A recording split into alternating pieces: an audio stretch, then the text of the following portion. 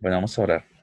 Señor, te damos gracias. Gracias por este tiempo, esta oportunidad, este privilegio que nos das, esta bendición que nos entregas de poder estar hoy aquí, delante tuyo, poder recibir tu dirección, tu bendición, tu ayuda sobrenatural. Estamos muy agradecidos. Pedimos que sigas haciendo cosas grandes, cosas maravillosas, que extiendas tu mano sobre nuestras vidas, que podamos seguir creciendo cada día, que podamos hacer uso de todo lo que nos das, que podamos ser muy útiles y de provecho para tu obra. Te damos gracias por todo lo que has entregado, todo lo que has hecho por nosotros, Señor. En el nombre de Jesucristo lo recibimos para la gloria de Dios. Amén y amén. Bueno, bienvenidos. Estamos en este tiempo estudiando acerca de esta materia que es Hebreos, ¿sí? Esta es una materia muy bonita, tiene gran contenido, ¿sí? Tenemos nosotros que ver, antes de empezar todo esto, el contexto en el cual se da la carta a los hebreos, ¿sí? Eh, Tenemos que nosotros recordar que los hebreos o el pueblo de Israel son personas que han sido dispersas por todos los países, las naciones, y se puede considerar una epístola universal, ¿sí? Hay epístolas universales como las epístolas de Juan, la epístola de Pedro, todas estas epístolas que son epístolas universales, ¿sí? Que son escritas a creyentes en todas partes del mundo. En este caso, Hebreos es escrita a este pueblo, pero este pueblo no está viviendo solamente en Jerusalén o un poco en sus alrededores, no, están dispersos. Entonces, es una carta escrita a personas sí, de este pueblo, pero que viven en muchísimos lugares, muy lejanos aún de Jerusalén, ¿sí?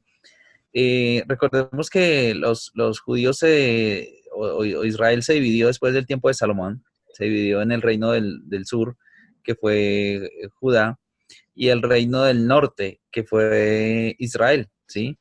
10 tribus y 2 tribus. Un reino fue en cautiverio a Babilonia, después de 70 años regresaron a la tierra. Los otros fueron cautivos a Siria y no regresaron porque Siria misma fue destruida por el siguiente imperio que hubo y así. Entonces estaban dispersos por todas partes, ¿sí? Quiero decirles algo de Hebreos, bueno, escribí aquí algunas cositas. Hebreos es llamado la Carta Magna de la Libertad Cristiana, ¿sí? En muchos estudios esto se nombra así, la Carta Magna de la Libertad Cristiana. ¿Por qué va a hacer énfasis Hebreos en la libertad cristiana? ¿Sí? Siendo que es una carta para hebreos. Resulta que estos son hebreos convertidos, ¿sí? Y estos hebreos convertidos van a tener que luchar con muchas cosas. Un gentil sale del mundo, pues, se aparta de muchas cosas del mundo, que la mayoría o todo tiene un contexto de pecaminoso, de ídolos, bueno. Pero a los judíos tienen un costo adicional y es que ellos, por decirlo así, ellos ya han dejado el mundo, han dejado, entre comillas, el pecado, muchas cosas, y ellos se tienen que alejar de su, entre comillas, religión para buscar ahora a Cristo o seguir el cristianismo, ¿sí? Es un cambio ¿cómo decirlo?, entre comillas, religión, de una manera de hacer las cosas a otra manera de hacer las cosas correcta, ¿sí? Y la lucha de ellos es, bueno, esto nos enseñaron nuestros padres, esto nos enseñó Moisés, esto nos dijo Abraham, ¿por qué tenemos que dejar esto? Si esto es supremamente valioso, ¿sí? Entonces el autor viene a decirles, vea, todas estas cosas que ustedes creían, todas estas cosas que ustedes sabían, todas estas cosas que les enseñó Moisés, Abraham, eh, bueno, todos estos que enseñaron, y Moisés, más que todo esto los hacía cautivos de un sistema, por decirlo así. Y Cristo vino a libertarlos, a romper las cadenas, a romper las ataduras, a hacerlos verdaderamente libres de estas cosas, ¿sí? Porque es que ellos, ¿se acuerdan cuando el Señor les habló y ellos decían, no, nosotros no somos esclavos, nosotros somos verdaderamente libres, nunca hemos sido esclavos, porque somos hijos de Abraham y porque recibimos las enseñanzas de Moisés. Y ellos decían, nosotros somos libres, o sea, nosotros no somos cautivos de nada. Y precisamente el Señor les dice que les va a dar libertad de esa manera de pensar, de esa manera de hacer las cosas. Entonces, Hebreos tiene un tema y es el acercarse a Dios, ¿sí? Acercarse a Dios.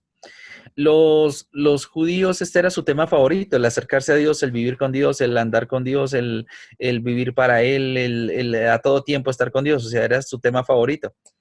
Y Hebreos va a ser un tema, va a hablar de acercarse a Dios. ¿Cómo es ese acercarse a Dios? Ellos pueden decir nosotros, perdón, nosotros estamos cerca de Dios. Nosotros andamos con Dios todos los días. Nosotros andamos con Dios todo el tiempo, ¿sí? No sé si alguna vez usted evangelizando llega, perdón, y le habla a alguien y le dice, mira, debes acercarte a Dios o a Cristo. Y la persona dice, yo ando con Él, yo lo tengo.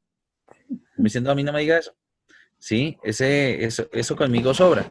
Pero tenemos que ver que el Señor Jesucristo vino a todos, ¿sí? A todos, no solamente a los gentiles o a la gente de todas esas regiones que no eran judíos, sino que vino a todos, o sea, todos lo necesitaban, no dice de tal manera el mal mundo que murió por solo los gentiles.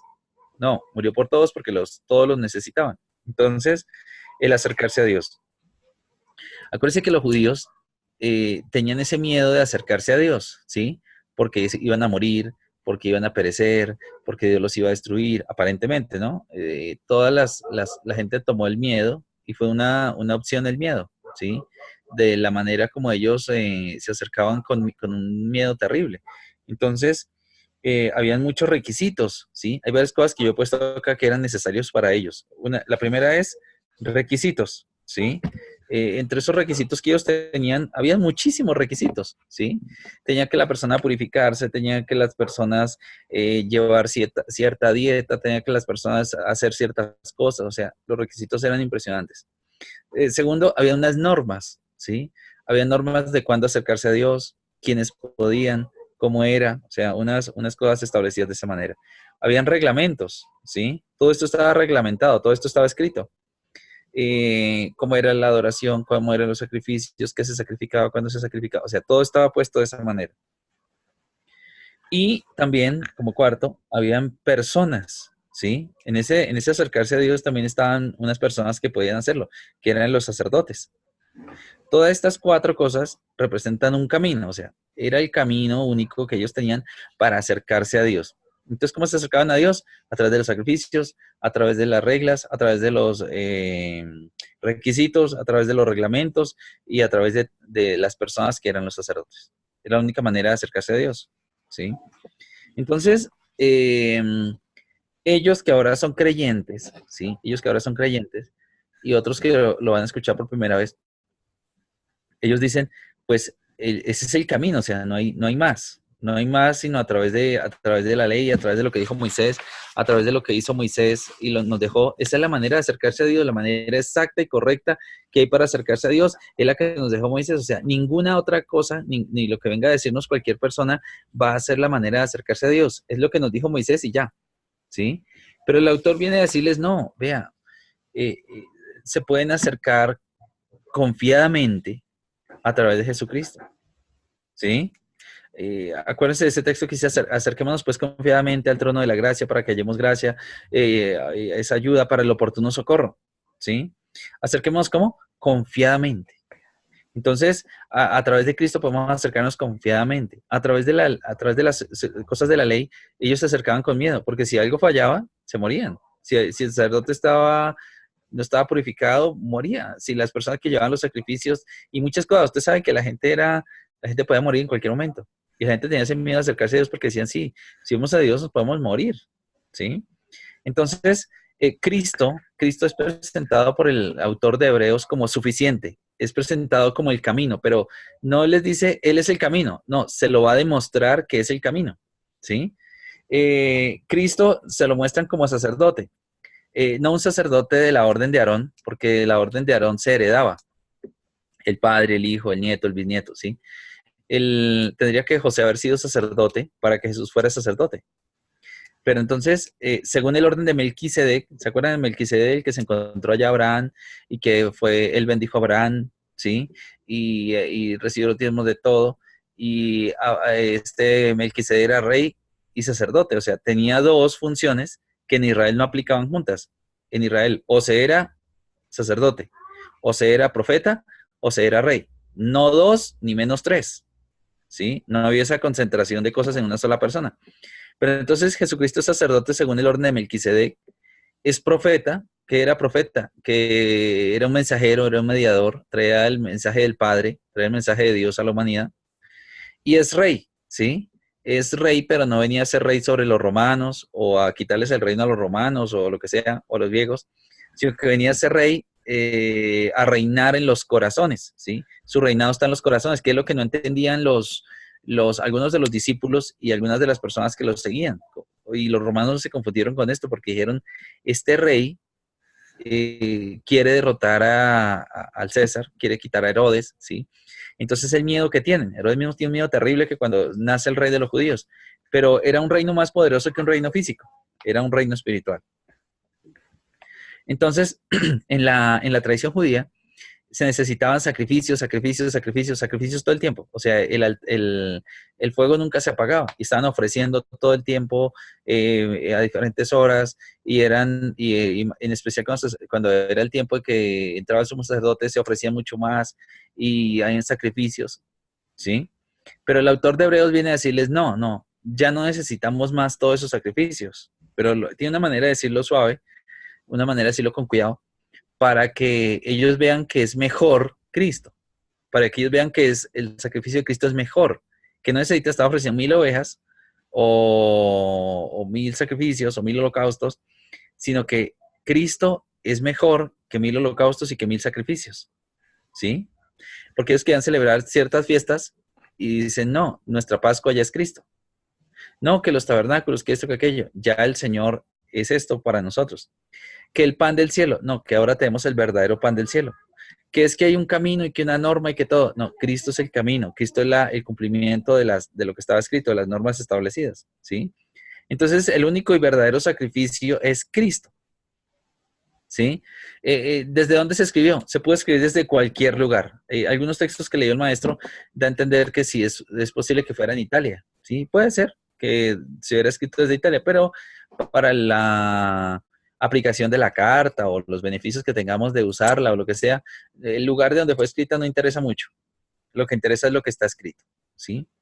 Entonces, dice que hablando del poder de la palabra, hablando del poder de lo que Dios quiere hacer con su pueblo, significa algo, que Dios habló primero a través de los padres, o sea, que ha hablado todo el tiempo desde el principio. A través de los padres son los patriarcas, Abraham, Isaac, Jacob, bueno, todos los patriarcas. Luego habló a través de los profetas, todos los profetas que nosotros sabemos, ¿sí? Siempre estuvo la voz de Dios ahí. Si ustedes han leído las parábolas que están en los evangelios, se dan cuenta que el dueño ¿cómo decirlo? De ese cultivo, de esa viña, envió a sus obreros con un mensaje por la mañana, mediodía, por la tarde. O sea, todo el tiempo estuvo mandando, mandando, mandando, hasta que un día envió a su hijo. Esto mismo nos dice Hebreos, ¿sí? Muchos mensajeros, muchos con el mensaje, muchos tratando de unir al pueblo y no se pudo. Ahora ha hablado a través de su hijo. ¿Quién es su hijo?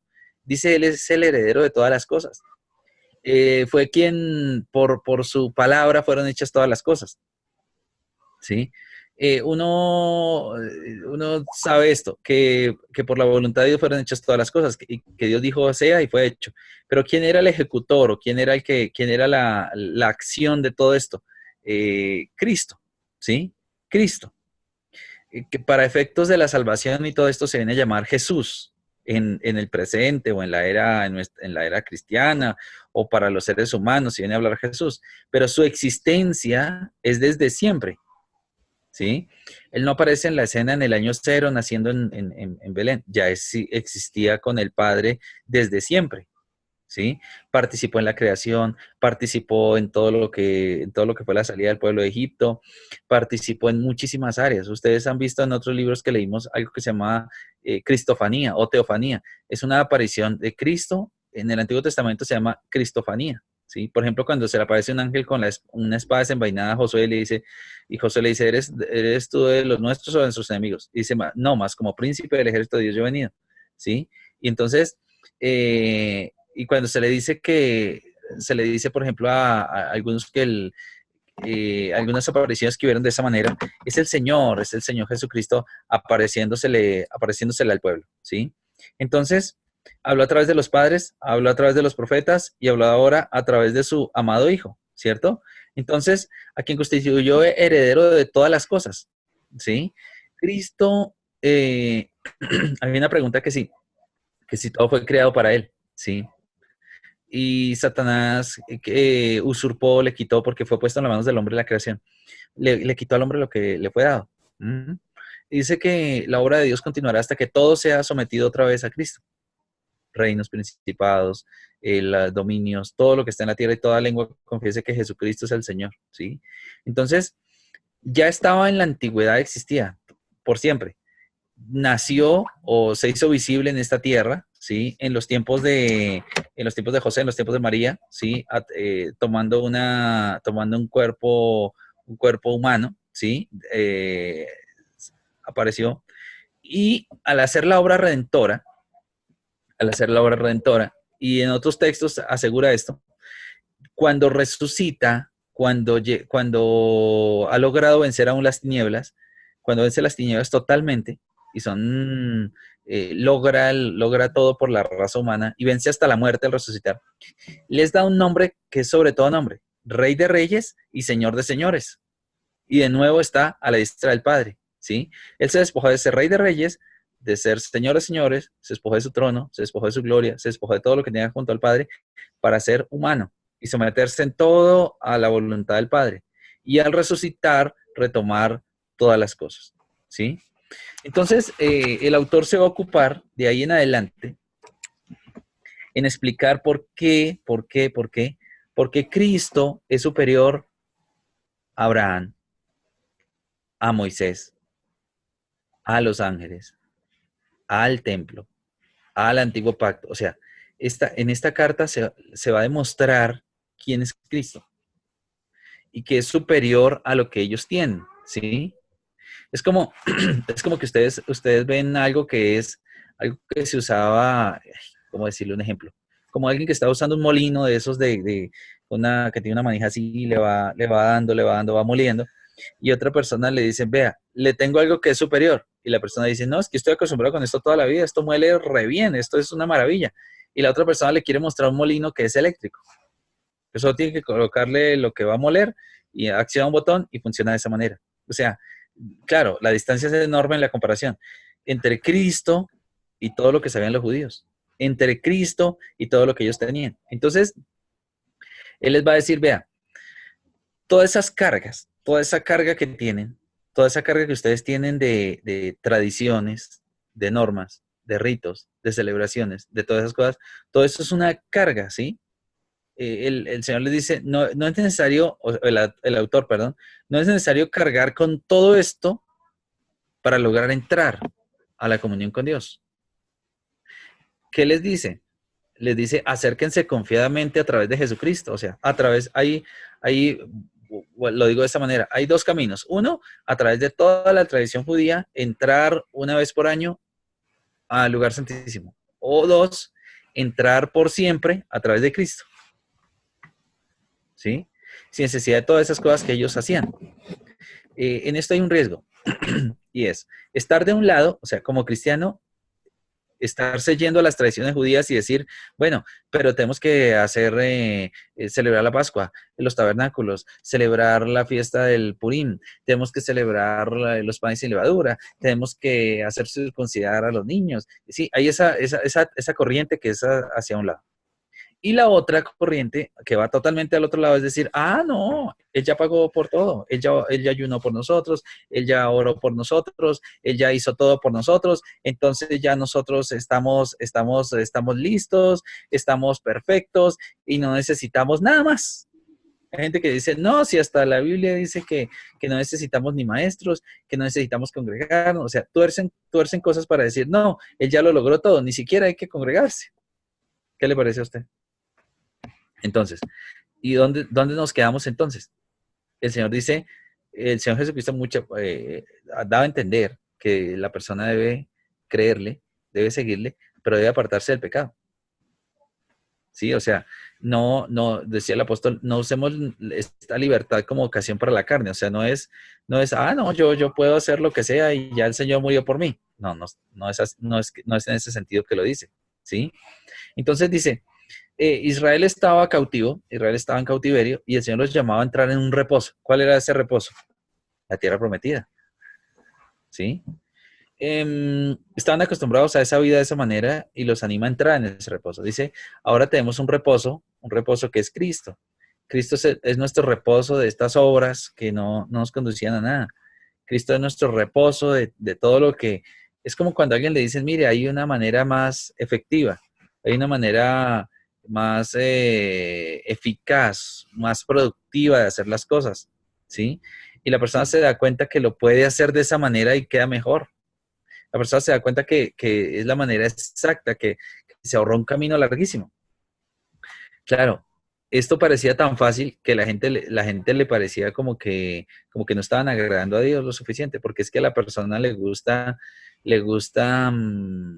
bueno, al hablarle, por ejemplo, a alguien que está en la tradición de decirle, mire, usted solo tiene que hacer lo que dice la Biblia, ¿qué es? Entra en su cuarto, cierra la puerta y ora a Dios, órele a Dios, hable con Dios.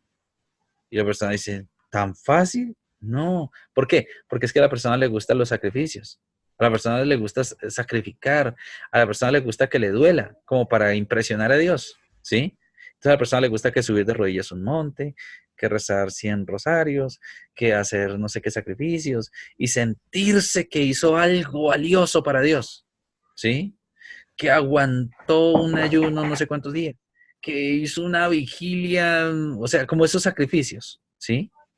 Y lógicamente, debemos orar, debemos ayunar, debemos hacer vigilia, pero no como sacrificio, sino como algo espontáneo, algo tranquilo, algo, ¿sí? Y cuando estemos programados para algo así, disfrutar ese momento, disfrutar esas oportunidades, esos privilegios, pero no como para convencer a Dios de algo, ¿sí? Y que tiene que ayudarnos porque estamos haciendo estas cosas de esa manera, ¿sí? Entonces dice, entren en Cristo, Cristo es su reposo, descansen de esas obras antiguas, descansen de esa manera de hacer las cosas, ¿sí? Descanse.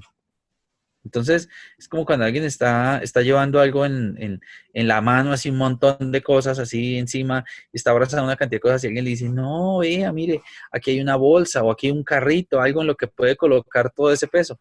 Ay, qué descanso. Dice, como si le dijera, vea, entra en este reposo, ¿sí? Y un reposo era la tierra prometida, otro reposo era el día de reposo, otro reposo es entrar en Cristo, ¿sí? Y vamos para otro reposo que es el cielo, la presencia de Dios, la eternidad, que vamos a descansar de todo este mundo, de todas estas obras, de todas estas presiones, de todo lo que se vive acá. Entonces vamos a poder entrar en el reposo de Dios, ¿sí? Entonces, nos vamos a ir por la carta, viendo nosotros, ustedes ven que habla acerca de la madurez y desafía a los creyentes a la madurez. ¿Por qué hace tanto énfasis en la madurez? Porque es que precisamente estas personas, por ejemplo, los hebreos, eran personas que debieron haber avanzado más todavía que el resto de creyentes. ¿Por qué? Porque ellos tenían muchísimo conocimiento, ¿sí? Mm, cuando alguien llega recién a la iglesia, tiene que aprender que la creación, que Noé, que todos los patriarcas, que Abraham, que Isaac, que Jacob, que los reyes, que David, que Salomón, que Saúl, aprender aprender de lo que fueron los profetas, qué hacían los profetas, cuál es el plan de Dios, el propósito de Dios. Una persona nueva tiene que aprender todo eso, ¿sí? Pero ¿qué tenían los judíos? Eso se lo sabían de lado a lado. Ellos podían hablar de eso abiertamente horas y horas y horas y horas. Y podían explicarle todas estas cuestiones a sus hijos. O sea, los judíos tenían esa capacidad de hacer las cosas así. O sea, ellos tenían muchísimo conocimiento de lo que era el entorno judío, ¿sí? Pero lo que no aplicaban era todo esto a Cristo, ¿sí?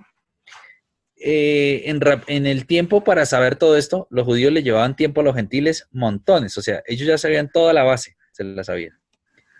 Eh, Ellos sabían de Abraham, de Isaac, montones, de Jacob, de Israel, del desierto, del plan de Dios, de los profetas, de los reyes, sabían esto de lado a lado, ellos se lo sabían perfectamente,